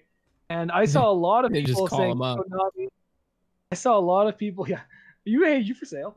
A lot of people saying Sony should buy Konami as the company everyone wanted Sony to buy, and I don't know much about the difference between Japanese business law and North American or American business law, but Japan has really stringent anti-monopoly rules. So like, I don't think Sony could ever buy a company the size of Konami, because they're both Japanese companies of large size. There was talk years ago about Capcom being bought by someone, and everyone was saying that there's no way, it's too much of a big thing. So. That's what the rumors are now about the same thing, but Microsoft buying Sega. There's all these memes online where it just shows a bunch of doors opening and Microsoft knocking on them, and he just buys them and takes them out because they have the money. Yeah, Japanese companies are like Japanese business law is completely different. Like, but I wonder how that works cross, I guess, globally. Because I mean, does that matter? Sega's a Japanese company. Like it's. But I mean, like, because they don't want to create a monopoly in Japan. They're not. The law doesn't say globally. I mean. If another company, if they're going to lose the rights, it would go become an American company, so then it doesn't matter. My understanding of it, because I was reading up on it because I'm a big nerd, back when Nintendo bought Monolith Soft, is that you can't buy the whole company. You have to buy like 51% pieces. Yeah. A hostile takeover. Yeah. And you can't ever get up to like 100% or something like that. I do think that Sega needs to sell their company so to Battle remakes, and do that because that was the best Sonic game ever made. Say that again. You cut out when you said something remake. It said that Sega needs to sell the rights, at least to Sonic, to somebody else, so they can go make Sonic Adventure 2 Battle remake. I wish they would. What else would Sega make? What else would Sega make? They're not making it, so I don't know. Somebody else should. They just keep making they're really dropping the car ball. racers with Sega, like the Sega All Stars. There's like 8 of them, and I'm like, and all the Sonic games suck, honestly, except for Sonic Adventure 2 Battle. They need to step up with Sonic. There's so much potential there. I don't know. It's weird. So, this is like a really odd tangent, but 2D Sonic games are very good. 3D Sonic games are very bad. Sonic Mania is excellent. Have you played Sonic Mania? I did. It was I don't. Fun. It was a free game on something. Was it Xbox gave it away for free? Was it that? No, it was PS4. I think gave it away in PS Plus. I think that's what it was. It's not. Yeah, it's just a collection of all the old ones, right? No, it's a completely redone game but it's similar, right? Is that right, Alex? I'm thinking of something different. So Sonic Mania is. I'm thinking of something different. Half the levels are old levels remade, and the other half of the game is brand new levels in the style of those old levels. So like if you have like you go, I'm trying to think of, I don't remember the names of the zones, but if you went to like the casino zone, the first half is the old casino zone level remade, and then the second half, Act 2, is a brand new level in that style. But it's really good. It's made by Christian Whitehead, who he did a lot of the ports to mobile of the old Sonic games, which Sega saw and was like, "Wow, these are really good. Can we just make these the official ports of Sonic games?" So there's a lot of fan passion in Sonic Mania. So this is my little side note of being like, just buy Sonic Mania. It's really good. There's supposed to be a sequel eventually. So it was pretty fun. You play as Knuckles. There's an Shadow's the best. Tails. Oh, I do love Shadow. Mode. Shadow's the best. Yeah. Shadow and Tails are the best. Now, okay, so really quick, I think we're kind of winding everything down, but I did see something right before the show that I thought was kind of interesting. One, I did not know that Demon's Souls was supposed to be a PS5 launch title. Yes. I don't know. I don't know why that missed my like everything. Oh, because they didn't announce it during the showcase. It was announced after on Twitter. Oh, that's even stranger. Just like the pre-order date. They're like, oh yeah, we forgot about this. Like, what else did you forget about? I also saw that, and I'm trying to find the article again. It came to my phone on an app I use for news, but they talked about how they were saying that it was supposed to be 4K 60, and it's not. It says it's missing the benchmark. Demon's Souls is supposed to be? Demon's Souls, yeah. Allegedly? Yep, it was supposed to be, I believe they said that it was going to be, or someone had talked about it online. I don't know if it was Sony that said it or somebody else that had said, because the console's supposed to be able to do 4K 60 and much higher. Like They said it could do 8K and shit, right? Well, it's saying that it's now going to, according a recent analysis from Digital Foundry, the game will run at 1440p 60, missing the integral 4K 60 FPS benchmark. And like this is the beginning of it, and we're already seeing problems with this. It says they will also likely have a mode for 4K 30, but that's what the PS4 Pro can do. Why? What's the difference? Why are we doing that? That's the whole point of us buying this new hardware is because you promised us we're going to be doing 4K 60 here. We're going to be doing 8K 30. We're going to be doing 4K 120. This is not good. This is the same thing that people said when the PS4 first came out. And like you looked at those first launch games for the PS4, like Knack, Killzone, Shadowfall. You looked at those games and you were like, "Why? This isn't the next gen step." And like the next gen Sony games didn't come till like years later when we got like Uncharted 4. Yeah. So kind of what it's gonna be. It kind of feels like the same cycle really, where it's like, okay, our first year or two, like you're gonna get, and like aren't all these games also coming to PS4? Like they announced Horizon 2's coming to PS4. Like, that's the thing. They're probably just still getting those double ports ready, and they're not going to be boosted games yet. But I just don't. Why would you put out a game that is your launch title is supposed to be like the look at us, this is what we can do, and you're already putting it out, and it's not going to be. This isn't coming from Sony though. This is coming from DualShockers website, which I mean they're a pretty big company or big website, and they're talking with Digital Foundry, which is huge. So I don't know if they can't say this 100% true, but if that's the case, that's not good. That's a bad start right there. Shame on you, Sony. And something else that go ahead, Alex. Sorry. I was just gonna say, I don't like. I just noticed Steve on chat. He reminded me of his article about how it's too soon for next gen, and I agree with that. I think we are like it's too soon to be sold on next gen. Like maybe it's the time to get the consoles out and like you have them under your TV or whatever. But like you're not gonna be like you're not about to enter this next realm of gaming. Like this isn't gonna like change your life fundamentally from what you have on the PS4 or Xbox One. It's a gradual transition. Like this isn't like going from the PS2 to the PS3. Like this is going from like this is it's an increment. I think they're trying to jump way too much graphically, going from when they came out and said it's gonna do 4K 120 in some spots, like and the 8K. Like why don't say that, because you cannot do that. Yeah. And there's so many problems with it. Is to be able to do 4K 120 So 4K resolution, 120 frames. At that, you can't even use a regular TV with an HDMI 2.0. You have to use HDMI 2.1, which right now, this is the thing I said at the very beginning of our show when I talked about our the 380. The 380 is the first device that can push out that, at least as far as I know, for consumer friendly stuff that's not like hardcore overpriced, that can push out 4K 120 with 2.1. Because that's it. So I was trying to find a TV that was compatible with it, because now I have the HDMI 2.1 to push 4K 120, and the only TVs that could do it was the new LG OLED TV, which is very, very expensive. They start at like $1,400 for a 48-inch. One from, I think, Samsung, one from, I forget the other company. I don't want to say Sony maybe. So there's only a couple. So not only that, so if you get these new consoles and I don't even 100% know they've announced that if it says it's with HDMI 2.1, which everyone's assuming it has to be, because if you're saying you can do 4K 120 or 8K, you have to have at least that HDMI 2.1. So you also would need a TV that supports it. So there's so many moving pieces to this that I don't think the average consumer is going to... I didn't even understand what any of this meant until I did like a crazy amount of research trying to put the pieces together. But in going back to the original point, because I know I'm going on and on and on, but if you want to take the jump in gaming, why are we taking a leap from 1080p, 1440p-ish gaming, where we're at right now, and throwing it to 8K and saying all these promises aren't going to be true?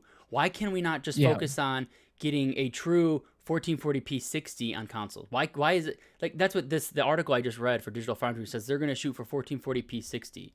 Why is that a bad thing? It's a bad thing in this article because they promised way more, but why couldn't they have come out and just said, we promise you we're going to do 1440p 60 in all of our games, and we can do that? Like, if that's the possibility, I think that's way better than 4K, 120, 8K, 30, any of this. Like, no one's there yet. And that's where I agree with Steve in his article, and where he's saying I don't think it's ready yet, because I don't think they're ready for what they're promising, but I think we are ready for something new. Just not what they're saying. I think we're taking 4 steps and we need to take 1.5 to 2 steps. Yeah. I got a question for everyone. Agree. I want honest answers on this. If you had a choice right now and you could say, Microsoft and Sony have delayed the PS5 and the Xbox One for 1 year and are going to cost $50 less. And there's going to be games to take advantage of it. Is that something they should have done? I'm going to say no. I'm going to say no because, sorry to cut you off, Mike, but I'll forget if I don't just keep talking right now. I think they need to release it now because it's going to give them a year to have millions more people testing out problems and getting stuff out there. It's not like they're going to just release it and it's done. So, I mean, it is okay for them to do it this way, and you don't have to buy it. That's the thing. Neither Sony or Microsoft is saying we're done with our previous or our current gen right now. They're not done with it. So if they came out and said we're completely done, we don't support Xbox One and PS4, then I would say no way, Jose. Let's stop the train. But because they're still going to be supporting Xbox One and PS4 for quite a while, and I feel like these are going to be the gens that last longer than all the other gens that had come out or that had been out when other gens came in. You know what I mean?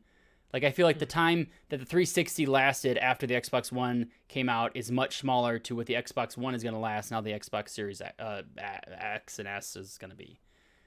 So yeah, because they're already boasting things that are so high up that they can't even keep up with it right now. So, and I see in the chat, Steve says, no, I would want same price but more powerful hardware.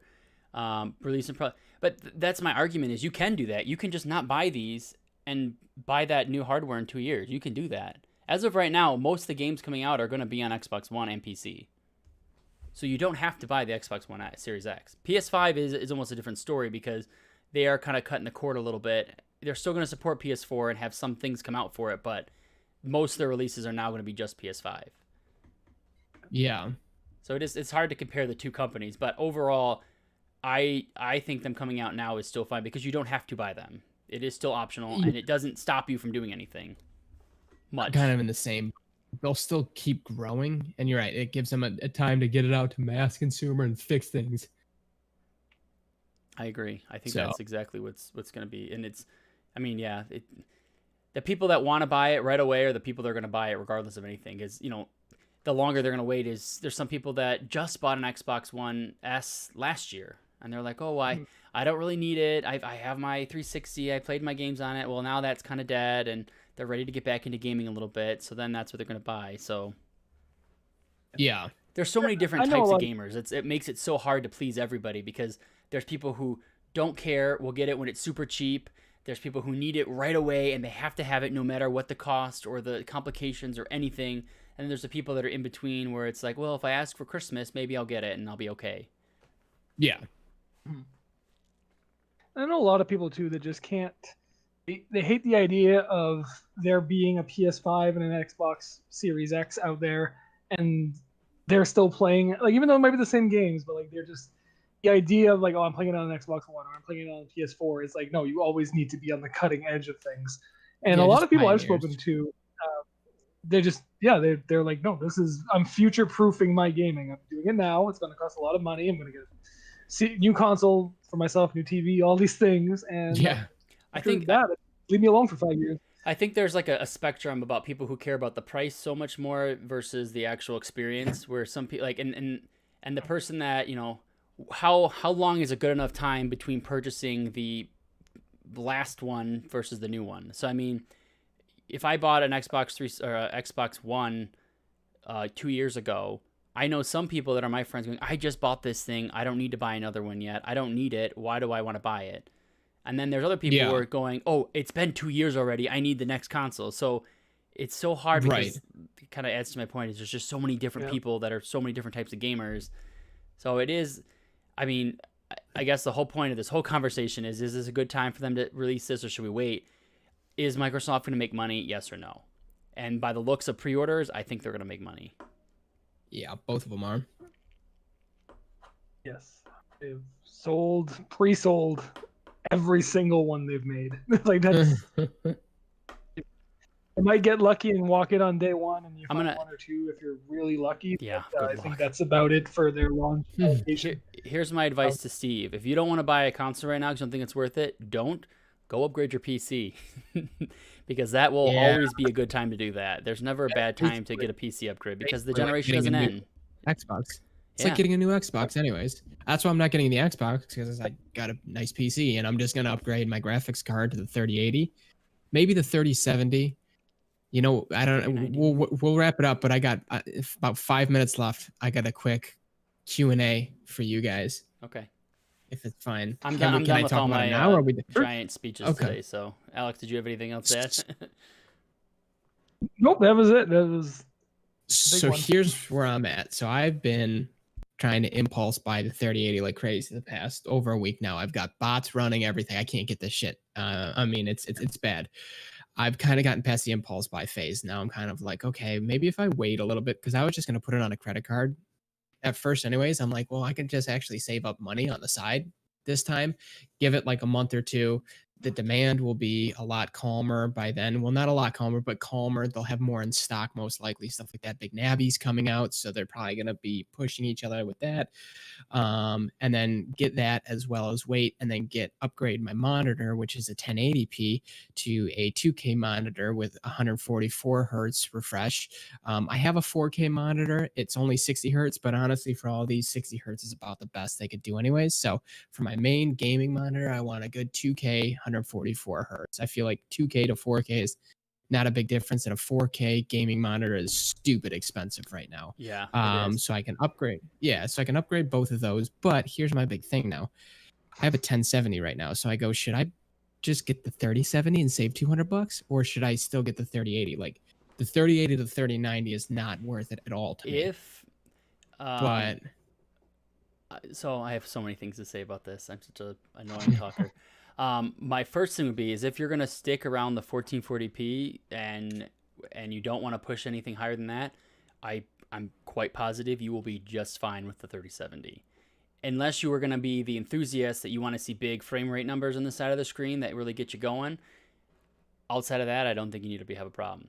My second thing that I want to add to that is if you are looking at a 2K gaming monitor and you're looking at a gaming monitor for that, I would highly, highly, highly recommend looking into the world of ultra wide and pushing it that way, because it's still considered roughly, the way you label it is a 2K monitor 1440p, but you're technically going to have more pixels across the screen, so it's going to be more than 2K, but the actual resolution is still not going to be bigger than that. It's just you're just doing more at once.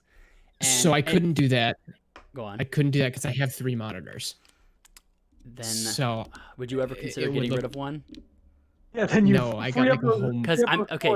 So here's my thing. I've got 3 monitors too, but if I got an ultra wide, I would ditch one of mine. I have an ultra wide monitor on my far left over that way that I use for work, my work computer.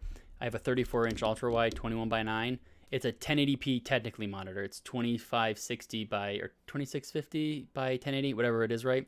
And I only have one because you can. It's almost like two monitors in one, and with Windows 10, you just hold the Windows key and move the arrow keys around. It locks it to the side, and it makes it so easy. It's like having 2 monitors.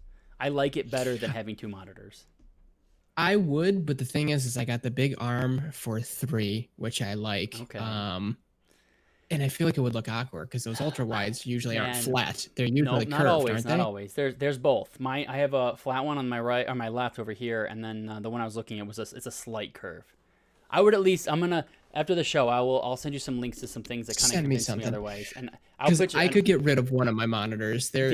I could do without it if I needed to. It's an old monitor. It does just fine, but it's like the one on the far left that like I'm like, oh, what the hell is over there? Like, if I need it. I'm telling you though, if you've never gamed in an ultra, like in 21:9 where it's a straight across, it is the most immersive game you can do. Playing in World of Warcraft, you see the whole world and everything is so much bigger. It is a experience. I think that's way more exciting than 4K gaming, because the difference between 2K and 4K, it looks nice, you can kind of tell, but it's not life changing. I think the immersiveness comes from having a bigger screen in front of you and having it spread across.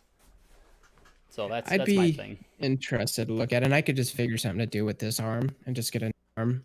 Yeah, it sucks because like I know you kind of pigeonholed yourself into one thing, and I've done that too a couple times, and that's my whole desk situation right now because I want a rising desk, but I have 2 L desks that fit perfectly in my room from edge to edge. So I have a right adjusted one and a left adjusted one, and I want a rising, and I'm like, I can either get rid of both desks to get one rising desk, or I can choose one and buy the undercarriage from IKEA to rise one of them, and I don't know. Yeah. All right. So we'll talk. Yeah. We'll talk. Interesting. Alex, what are your thoughts? I guess my thought on it is, it depends on what you want to get out of your games. If you're looking for that, like Kevin says, enthusiast level, you want to like bleeding edge 4K visuals, and go for the 3090 or the 3080. The games, though, like the same games are coming out across the board. Like if you want Resident Evil Village, it's coming out on PS4 or on the 3090. You can play it on both. But I'm getting a 3070 myself. That is a big enough upgrade where I'm like, look, I'm going to be able to play every game that's going to come out this gen. Maybe by the end of it, it's not going to be super great, but near the end of it, it's time to upgrade. Between now and then, my PC will be able to play every game because the games have to be cross-compatible on all these different platforms.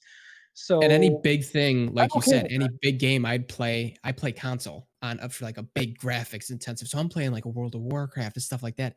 That shit's gonna, the 3070 I feel like would eat that alive. I feel like the 3080 is almost overkill. Oh, it is. Yeah. But that's the part where I said, World of Warcraft, and that's a super CPU intensive game anyway. So, I mean, it's still gonna be beneficial, but like Alex was saying to what my point was earlier is like, do the numbers on the side of your screen for frame rate and frames per second, is that what you care about? Because if you have a 120 hertz monitor or 144 and you're playing a game at 2K 1440p and you lock your frames at 144 to match, you have a nice smooth, because you want your graphics card to refresh with your monitor. That way it keeps from tearing. That's a happy place. That's good gaming. That's totally acceptable from many people. But then there's people who like that unlocked frame rate. They don't want to have them locked cap frames. They want it to just run as high as it can go. They want G-Sync to kind of smooth it out. They want to do all this stuff, and that's a different type. But the difference between the two, it's different, but is it necessary? It's like when you get a car. It's like you can get your basic economy car. You can get your Honda Civic. It does everything you need it to do. It looks pretty good. it doesn't go 0 to 60 as fast as everything. Then you can upgrade to the mid-level. You're gonna go get yourself you're gonna get a nice Chevy Colorado. It's a pretty good truck. It's a little bit flashier. Or you can go kill it and you can go get the Corvette. And it's like, well, okay, what do you really need here? I get exactly what you, and that's kind of where I'm at. I'm like, 2K gaming is, because most games rate 4K right now anyways. So, and to get a monitor for 4K is great. It's stupid expensive. I'm not going to pay $1,000 for, you know, a gaming monitor. But like, you know, then you get like 2K, which is close enough. You get 144. And then it's just kind of like, I'm more along the lines, okay, so you guys think if I went 3070, it wouldn't be a mistake? No, not at all. The stuff that I've seen coming out with it, I don't think there's official anything for the 3070 yet, but it's rumored to be better than like a 380 Ti already, or a 2080 Ti already. 2080, yeah. Now, so you think I'll be able to get 2K 144? Oh yes, hertz. I do. Okay, I mean, you can even wait to see the benchmarks that come out, because then you literally type in YouTube when these when they're allowed to post the benchmarks, you'll just look up Assassin's Creed Odyssey, 3080 versus 3070 versus 3090, and then you can just see like, okay, this one has 6 more frames through here, and this one has 6 less frames, and you can kind of decide for yourself. Yeah. Okay.